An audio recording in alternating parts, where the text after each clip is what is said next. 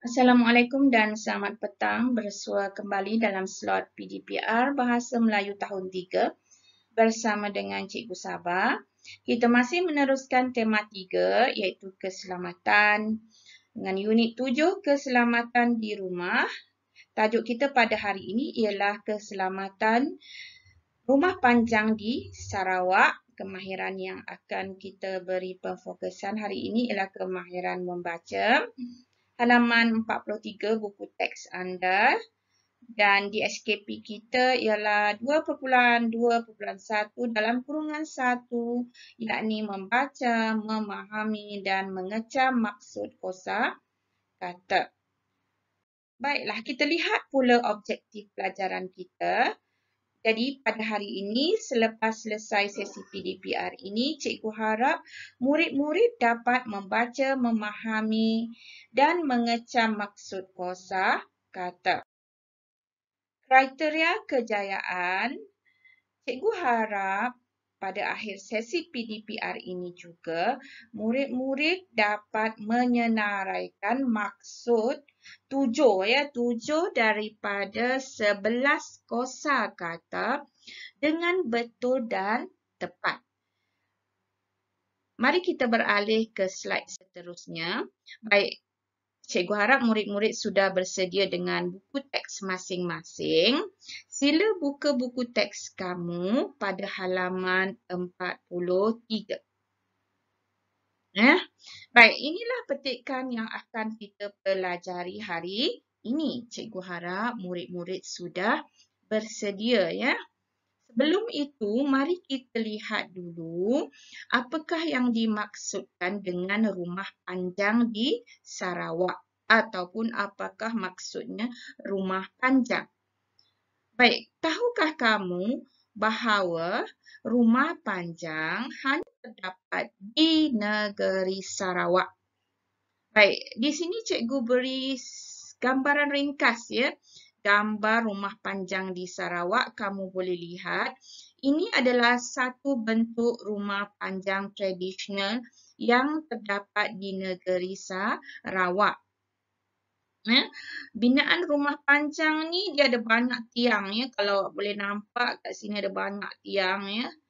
Tak tahulah ada berapa tapi memang banyak tiangnya. Kemudian binaan rumah ni atapnya diperbuat dari daun rumbia. Daun rumbia manakala dindingnya terdiri dari buluhnya. Buluh yang dianyam. Ini bentuk rumah panjang asli atau tradisional di Sarawak. Kalau dapat tengok di mana binaan ni digunakan kayu-kayu yang bulat-bulat ataupun buluh yang disusun dengan rapi. Ini rumah panjang tradisional yang asli. Ini bahagian ruang di dalam rumah panjang tersebut. Kalau awak dapat lihat kat sini, ruangan ni agak luas dan lapang. Di sebelah kanan cikgu ni yang tak berapa nak nampak adalah bilik-bilik dalam rumah panjang. Tapi gambaran yang cikgu bagi ni agak moden sikit ya. Kalau boleh nampak ni ada lampu-lampu Kalimantan di bahagian bumbung rumah panjang di bahagian dalam ni ya. Ini binaan rumah panjang tradisional. Ya. Kalau dari luarannya kita dapat lihat rumah panjang tradisional di Sarawak. Baik, kita tengok slide seterusnya. Ini ialah rumah panjang juga ya. Tapi rumah panjang ni sudah dimodernkan. Kenapa cikgu kata sudah dimodernkan? Sebab kalau tengok bahagian atapnya atau bumbungnya telah diubah suai. Tak lagi menggunakan daun rumbia, tapi cikgu rasa ini genting atau asbestos ya, maksudnya telah diperbaharui dan di-upgrade. Okey, kalau awak dapat tengok kat sini pun tak ada dah buluh-buluh ya.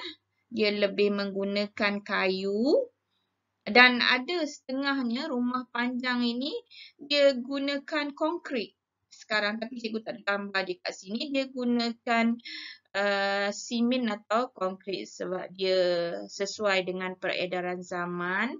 Dia telah dibaik pulih dan diperbaharui demi keselesaan penghuni di rumah panjang ini.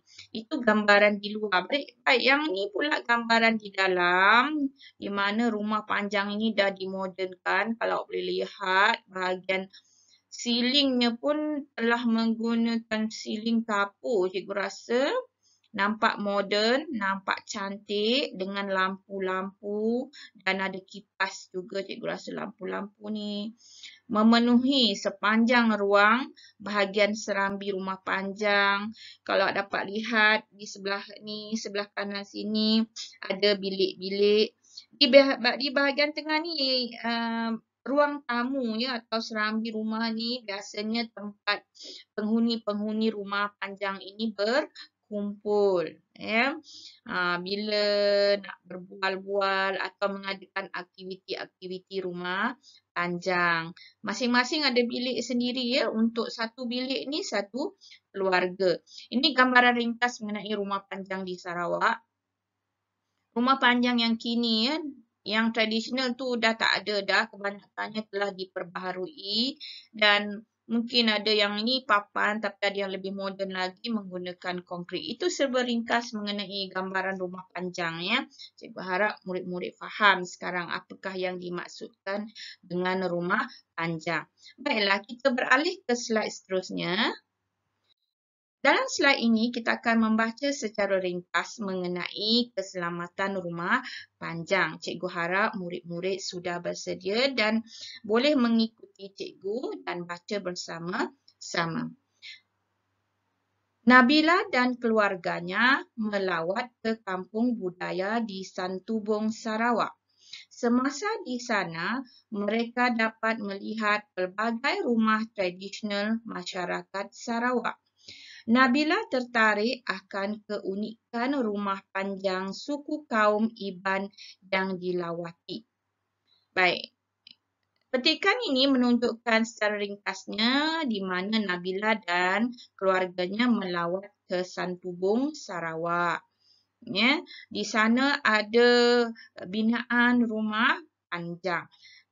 Cuba kita lihat apa yang dibualkan ni ya. Baiklah. Cik, mengapakah rumah panjang bertiang tinggi?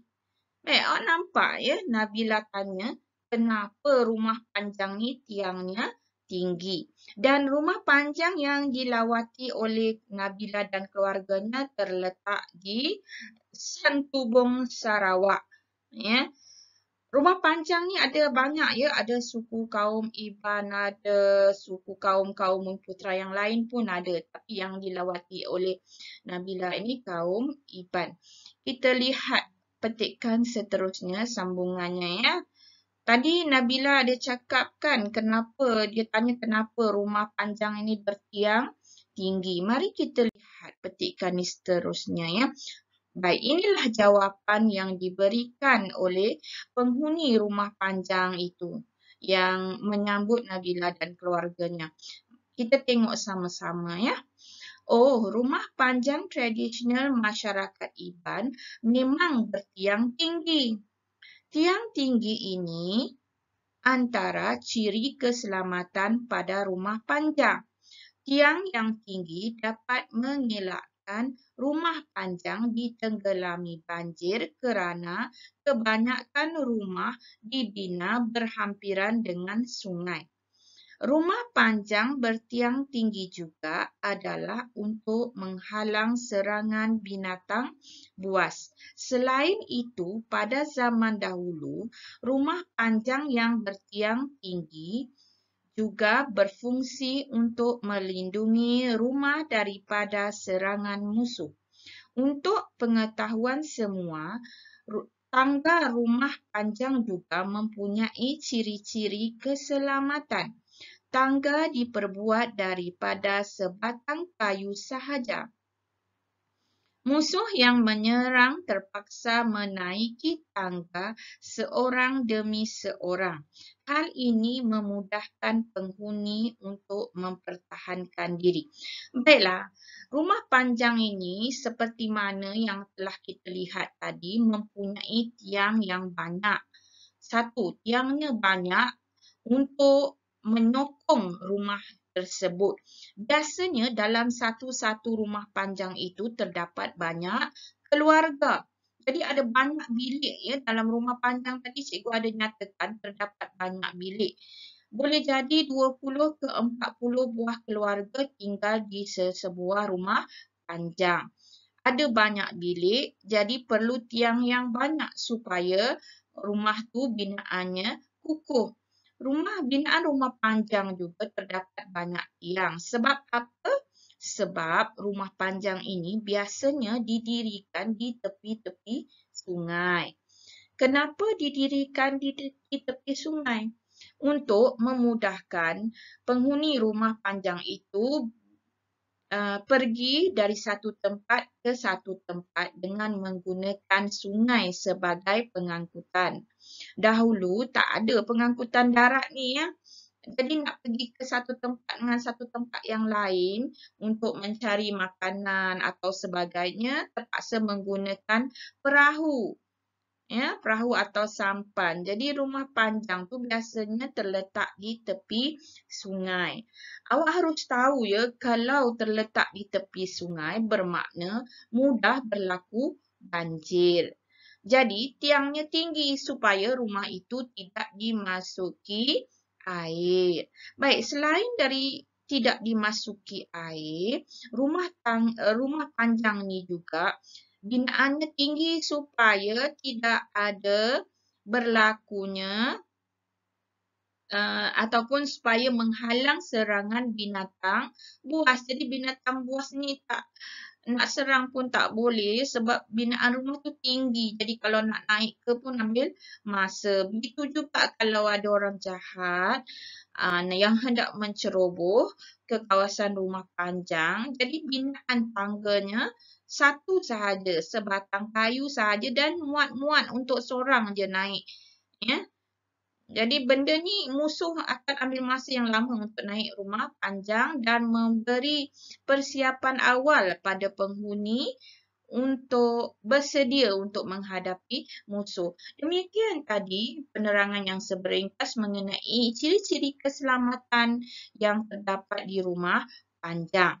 Awak harus fahami maksud-maksud ciri-ciri keselamatan ini.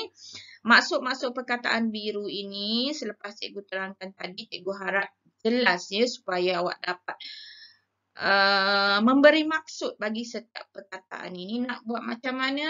Okey, kita semak slide seterusnya. Baik. 2.2.1 ini adalah aktiviti yang perlu awak lakukan selepas kita membaca teks tersebut ya. Membaca dan mengenal pasti maksud kosa kata. Di sini cikgu sudah menyenaraikan perkataan-perkataan biru itu. Cikgu dah senaraikan kat sini ada 11 semuanya. Dan contoh yang pertama, kosa kata mengelakkan bermaksud menghindari. Apa yang perlu awak lakukan ialah awak cuma perlu mencari maksud bagi setiap perkataan ini. Macam mana nak cari? Macam mana nak cari? Jadi carilah di dalam kamus. Kamus bahasa Melayu. Kalau sekarang ni susah, cikgu kamus mana ada orang pakai, orang beli? Ada. Gunakan kamus digital ya. Kamus digital ni awak boleh cari awak boleh melayari internet untuk mencari maksud-maksud perkataan ini. Awak cuma perlu cari maksud perkataan ini sahaja. Lepas itu buat apa cikgu? Okey, lepas itu buat macam ini dalam buku panjang. Ya.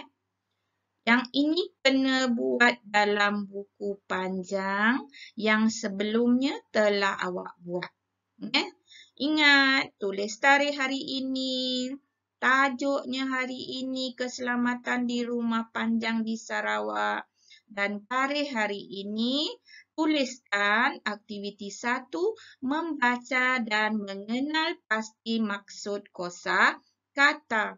Jadi salin semula dalam bentuk jadual seperti ini dan tuliskan maknanya di sebelah sini, sebelah kanan.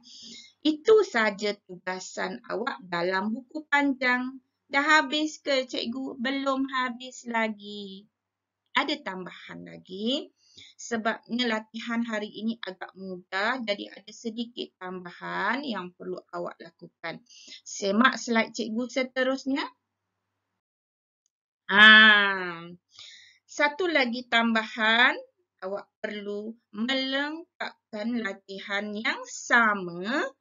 Ya, cuma tajuk yang agak berlainan. Tajuknya ialah hati-hati membantu. Babak 1, Alia dan abangnya Azim membantu ibu mereka menghidangkan makanan. Baik, kemudian ibu kata apa? Hati-hati Alia, mangkuk sup yang ibu bawa ini masih panas. Alia jawab, baiklah ibu, usah ibu risau. Awak perasan tak risau ni di-highlightkan atau di-boldkan, warnanya agak pekat.